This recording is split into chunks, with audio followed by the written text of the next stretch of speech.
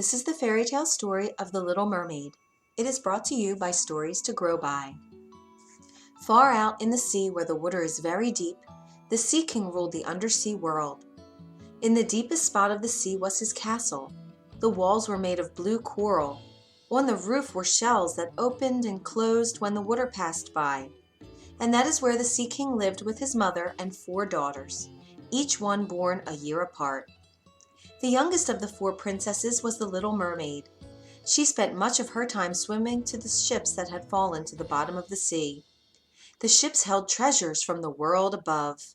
She would fill her arms and set up her collection here and there. All the while she would sing. As she did, fish circled around to hear her, for the Little Mermaid's voice was the most beautiful one under the sea. The girls knew that when they turned 15, they could swim up to the surface for the first time. It would be a long time that the Little Mermaid had to wait, as she was the youngest. So she made her grandmother tell her all about life up on land.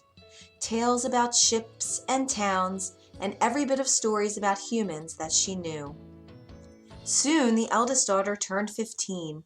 She was the first to be allowed to rise up to the surface. When she came back, she had many wonders to tell her sisters about. She told about resting on the soft white sand. High above was a deep blue sky with puffy white clouds. Later the sun set, she said, and the whole sky turned gold and red. She had watched the birds fly high above her, dipping and making turns in the red and gold sky.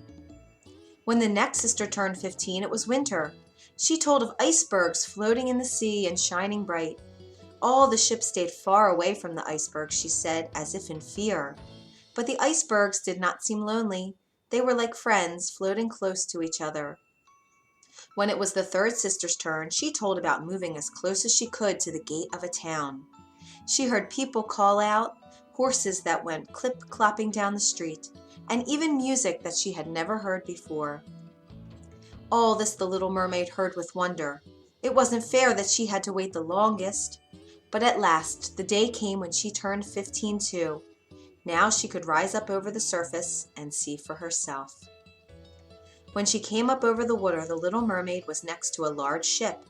On the ship, beautiful music was playing. Sailors were dancing on the deck. They were laughing and having a fine time. It must be a party. Now and then, as the waves lifted up the Little Mermaid, she could see better. A handsome young man stepped out on the deck. When he did, 100 rockets rose in the air. The party was for him. Was it his birthday, she wondered?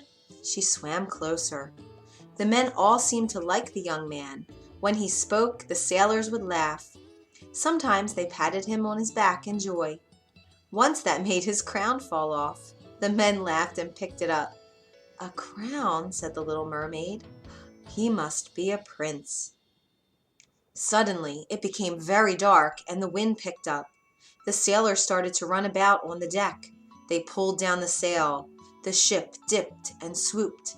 It rolled side to side and up and down on the high waves. Then lightning, thunder, a strong rainstorm hit. The poor ship started to tip on the rough waves. It was so dark that the Little Mermaid could see nothing. Then lightning lit up the sky, and she could see the young prince on deck.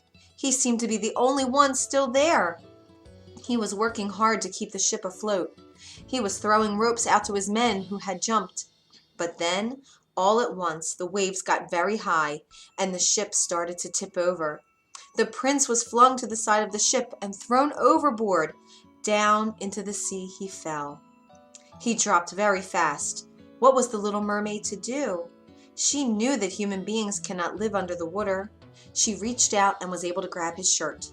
Then she swam up to the surface as fast as she could. At last she could pull his head above the water. There the two of them floated as the waves rose and fell.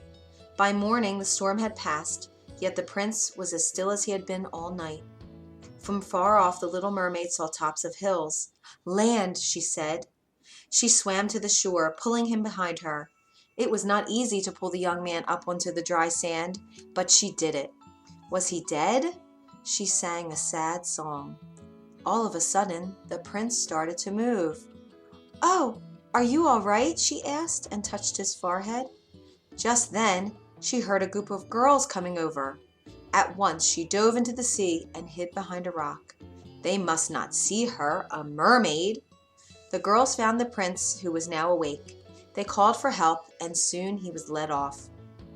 The prince would never know that the little mermaid had saved him. She sank into a very deep gloom. When she went back home, her sisters wanted to know all about her trip, but she was too sad to say anything. Days went by, then weeks. The sisters went to their grandmother for help. The old woman went to her granddaughter. "Child, what is the matter?" she said. The little mermaid cried out, "Grandmother, I will never be happy again." She told about meeting the prince and saving him, then having to leave him behind. "Unless I can somehow walk on land and be with that young man, I will be sad for the rest of my days." "My dear," said the grandmother, "you know as well as I do that it is not possible for a mermaid to walk on two legs. Why, the only one who can do anything like that is the sea witch. But of course it is much too dangerous to go to her." The sea witch! Before she knew it, the little mermaid was headed to the far corner of the sea where the sea witch lived. "This is no problem," said the sea witch when the little mermaid told her what she needed.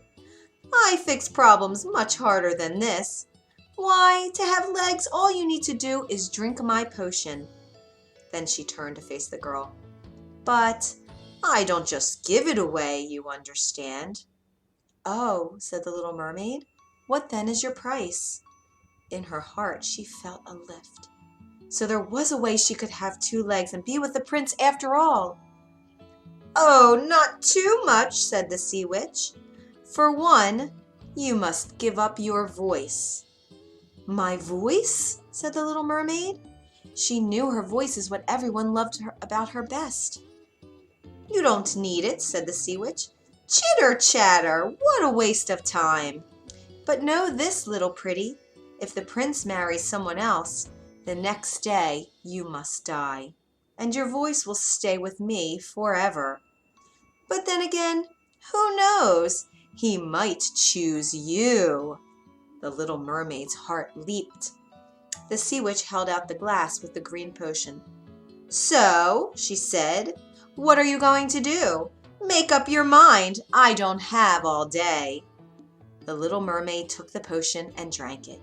At once she felt dizzy and in pain, as if a sword was being passed through her body. She spun and jerked about, and then fell. When she awoke, she was on the same dry land as when she had rescued the prince. Lifting up her head, she could see that her dream had come true. Where her tail had been, she now had two human legs. "Say, miss, are you in trouble?" It was none other than the prince. She tried to say something, but no words came out of her mouth.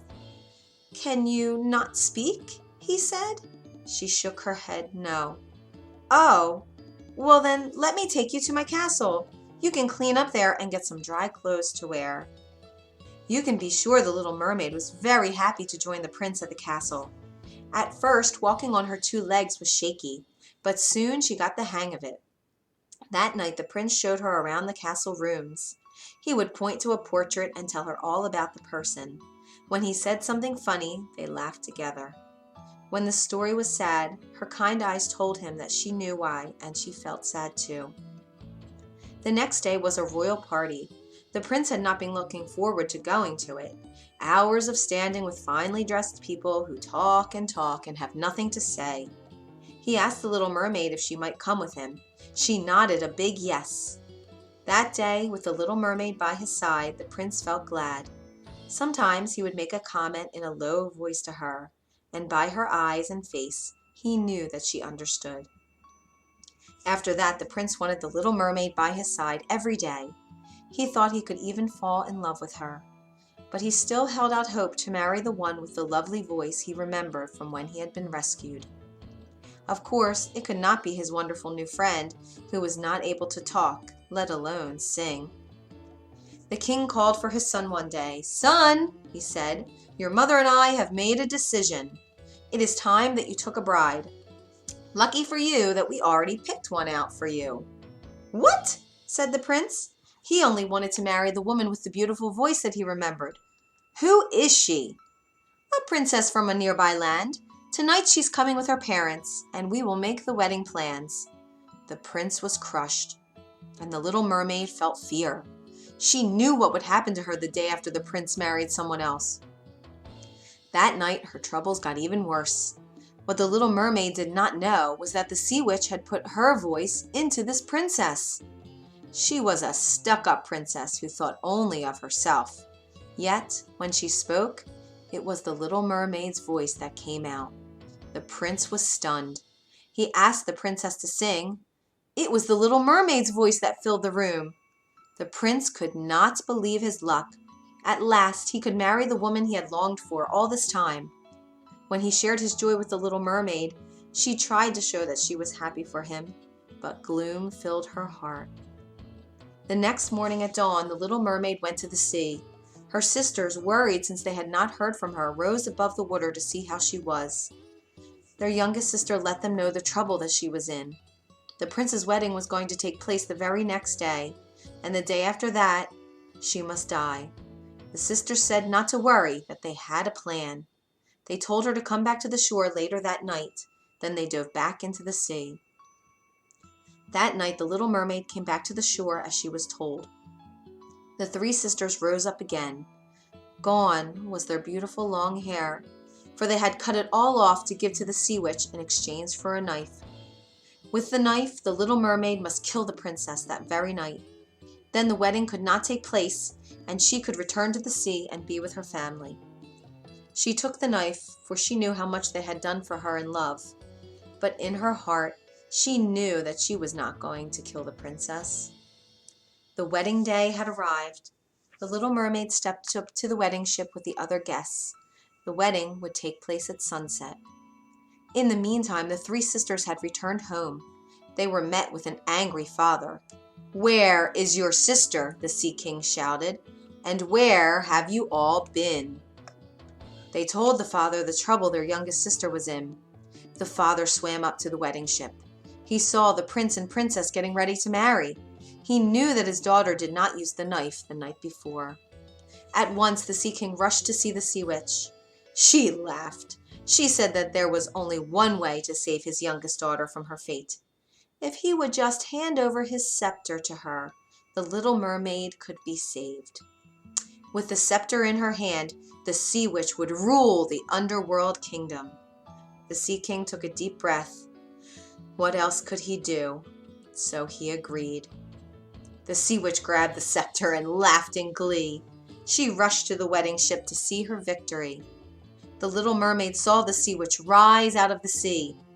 She saw that with the scepter, the sea witch had become a huge sea monster. Tentacles were twisting out from all over her body like an octopus. The little mermaid knew she must protect the prince and even his new bride. So she took out the knife. Just then, one of the sea witch's tentacles reached out and lifted the little mermaid right off the ship. "This is the end for you," crowed the sea witch. Before the little mermaid knew it, she was wrapped up by the tentacle. She was spun to the very chest of the sea witch. And the knife she was holding, the sea witch's very own knife, she used it and dove it deep into the chest of the monster. The sea witch reeled back in pain, and the little mermaid was freed. On the ship, the guests ran around in fear. The prince shot arrow after arrow at the monster. Finally, the sea witch dropped down under the water. As she fell, the little mermaid's voice was let go, and it returned to her. The princess then shouted in a gruff, harsh voice, "What a lousy kingdom this is! You can't even have a proper wedding!" The prince heard the princess and knew that she was not who he thought she was. Then the little mermaid started to sing. The prince knew that the voice he remembered belonged to the very one he had grown to love. The angry princess stormed off the wedding ship, and her family followed close behind. When the Sea King arrived, the scepter was floating in the sea, as if it were waiting for him. With a sweep of his arm, it was his again. "Well," said the Sea King, "I see my daughter is in good hands," and with a wave of his scepter, he lifted the little mermaid back onto the ship. The prince put his arms around her. "Now I know it was you all along," said the prince. "Will you marry me?" The little mermaid had her voice back now, but with all the happiness in her heart, she could not manage to speak. So she nodded yes with a warm smile, and a wedding on board ship took place after all. The end. If you enjoyed this story, you can find more at storiestogrowby.org.